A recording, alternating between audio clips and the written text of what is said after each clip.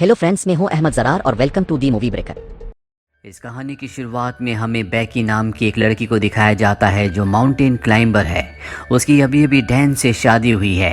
Dan भी एक mountain climber है। इन दोनों को ही पहाड़ों पर चढ़ने का शौक है और इस वक्त भी ये पहाड़ों के ऊपर चढ़ रहे होते हैं। बैकी के साथ उसकी दोस्त भी होती है और अब डैन जब ऊपर चढ़ रहा होता है तभी उसे एक घोंसला दिखता है और जब वो उसके अंदर हाथ डालता है तो उसके अंदर का पक्षी उड़ जाता है, जिस वजह से डैन का बैलेंस बिगड़ जाता है और वो ऊपर से नीचे गिर जाता है। पर वो रस्सी से बंधा हुआ है, इसीलिए अब वो हवा में लटक गया है। अब ना वो ऊपर आ सकता है और ना ही नीचे। ये दोनों के दोनों डैन को बचाने की कोशिश करते हैं लेकिन ये उसकी मदद नहीं कर पाते और तभी उसकी रस्सी का क्लिप निकल जाता है। डैन की ऊपर से गिरने से मृत्यु हो जाती है। इस हादसे के 51 हफ्तों के बाद हमें बैकी को दिखाया जाता है जो अब पूरी तरह से शराब में डूब चुकी है, क्योंकि वो अपने पति डैन से, जिससे वो बहुत प्यार करती थी, उसे अब भी याद करती है। उसने अब तक उसकी अस्थियों को विसर्जित नहीं किया। उसकी अस्थियां अब भी उसके पास हैं। बैकी की जिंदगी में अब उदासी के अलावा कुछ भी नहीं है और बैकी के पास एक बार फिर से उसकी वही दोस्त आती है जो उस वक्त उसके साथ थी जब डैन ऊपर से नीचे गिरा था।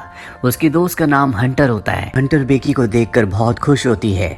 जब उसे पता चलता है कि बेकी ने अपनी जान लेने की भी कोशिश की तो वो बेकी से कहती है कि हमें दोबारा से क्लाइंबिंग करना चाहिए और इसके बाद वो अपने मोबाइल पर उसे एक टावर दिखाती है जो कि टीवी टावर है। ये टावर एक ऐसे भीड़ में होता है जहाँ पर इंसान बहुत कम जाते हैं और इस टावर की ऊंचाई होती है 2000 फीट। हालांकि बेकी इस जगह नहीं जाना चाहती और जब उसकी दोस्त हंटर कहती है कि उस टावर के ऊपर चढ़ने के बाद तुम डैन की राख को वहां से उड़ा देना, इससे उसकी आत्मा को शांति मिलेगी, तो बैकी मान जाती है और अब ये दोनों के दोनों उस भीड़ में पहुंच जाते हैं। यहाँ पर ये वीडियोस बना रहे होते हैं, फोटोज खींच रहे होते हैं और हंटर उन वीडियोस को और फोटोज को अपने इंस्टाग्राम पर अपलोड कर रही होती है। अब ये देखते हैं कि टावर इनके सामने है जो आसमान की गहराइयों के अंदर जा रहा है, क्योंकि इसकी ऊंचाई बहुत ज्यादा है। आज से पहले इन्होंने कभी भी इतनी ऊंचाई तक चढ़ने की कोशिश नहीं की। इन दोनों को डर तो लग रहा होता है पर अब ये धीरे धीरे ऊपर चढ़ना शुरू कर देते हैं। बेकी का डर ज्यादा होता है क्योंकि उसे पता है कि ये लोहा जिससे टावर बना है वो बहुत पुराना है। उसकी आवाज उसे लगातार आ रही होती है और धीरे धीरे वो भी हंटर के पीछे ऊपर चढ़ रही होती है और जब वे आधे टावर तक पहुंच जाते हैं तो इन्हें एहसास होता है कि यहाँ पर हवाएं बहुत तेज है। ये हाइट इतनी होती है जितनी आईफिल टावर की है, यानी लगभग पूरे 1000 फीट।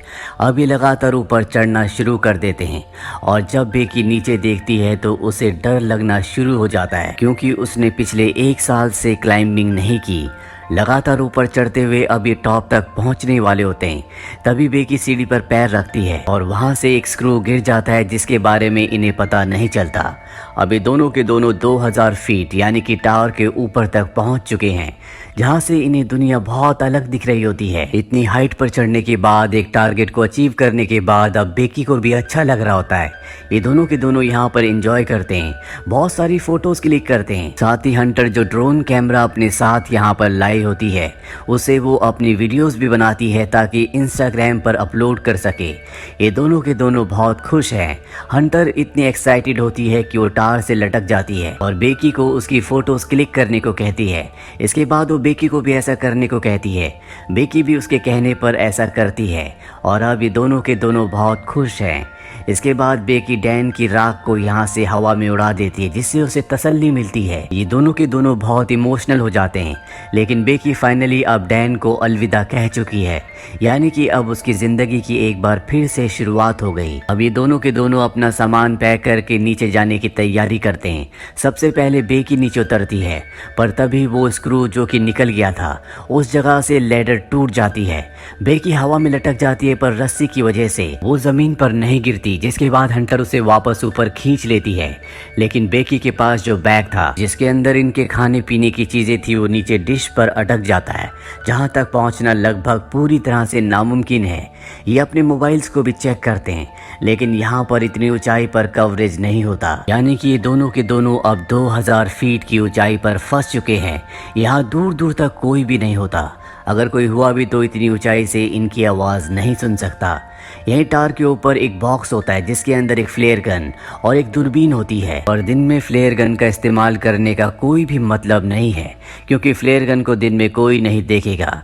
अभी दूरबीन से देखते हैं तो सामने इन्हें एक गाड़ी दिखती है, लेकिन वो लोग इन्हें इतनी ऊंचाई पर नहीं देख सकते, ना इनकी आवाज सुन सकते हैं। हंटर एक बार फिर से अपना मोबाइल देखती है और जो पोस्ट उसने इस टावर के बेस से की थी वो पोस्ट इंस्टाग्राम पर पोस्ट हो चुकी होती है, जिस पर बहुत सारे लाइक्स और कमेंट्स होते हैं। इसका मतलब ये है कि टावर के तल पर कवरेज है।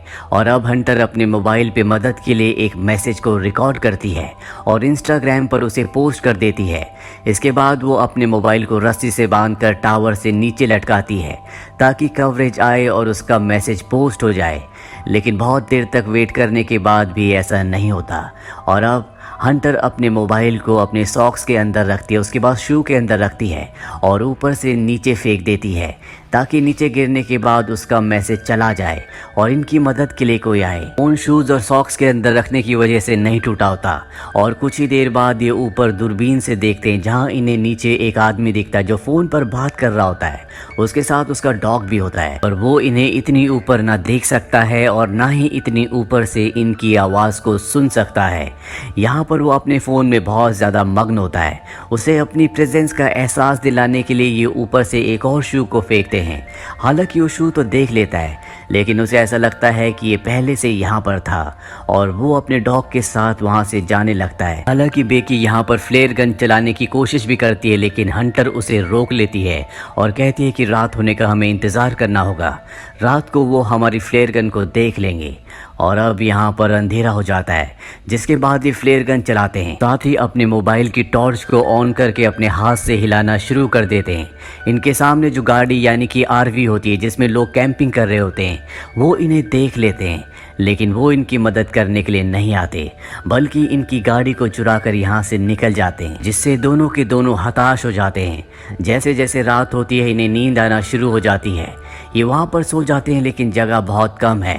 हंटर ऊपर से गिरने वाली होती है कि बेकी उसे पकड़ लेती है।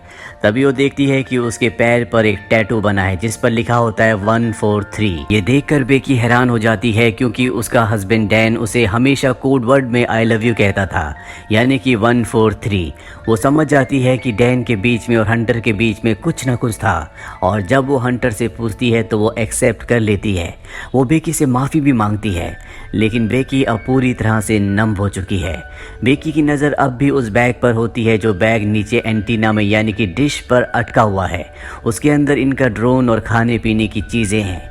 किसी भी कीमत पर इन्हें उस बैग को ऊपर लाना होगा, पर वहाँ पर सीढ़ियाँ नहीं होती, इसीलिए उस बैग तक पहुँचना इतना आसान नहीं है। पर हंटर जो कि बहुत ही साहसी होती है वो रस्सी की मदद से नीचे जाना शुरू करती है, पर इससे पहले कि वो डिश तक पहुँचती रस्सी खत्म हो जाती है। हंटर जंप लगाकर डिश तक पहुँच जाती है।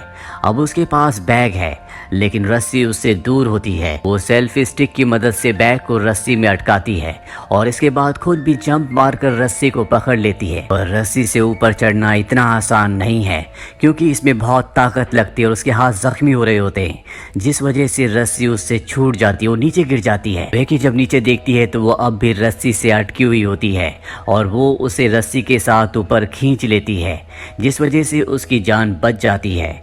अब इनके पास इनका ड्रोन है जिसे ये मदद मंगवाने के लिए यूज करना चाहते हैं।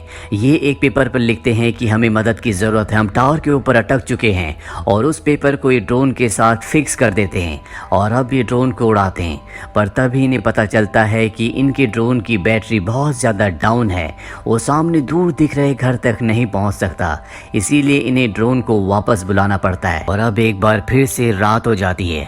रात को जब बेकी सोती है तो ऊपर देखती है कि टावर के टॉप पर एक लाइट जल रही है, यानी कि वहाँ पर करंट है। वो बड़ी मुश्किल से ऊपर चढ़ती है और ड्रोन के चार्जर से उसे चार्ज करना शुरू करती है। जब तक ड्रोन चार्ज नहीं होता उसे वहीं पर लटका रहना पड़ता है। ड्रोन जब पूरी तरह से चार्ज हो जाता है तो बेकी नीचे उतर जाती है, जिसके बाद ये ड्रोन पर उसी चिट को लगाते हैं जिस पर इन्होंने लिखा होता है कि इन्हें मदद की ज़रूरत है, और इसे उस घर की तरफ भेजते हैं जो सामने दिख रहा होता है।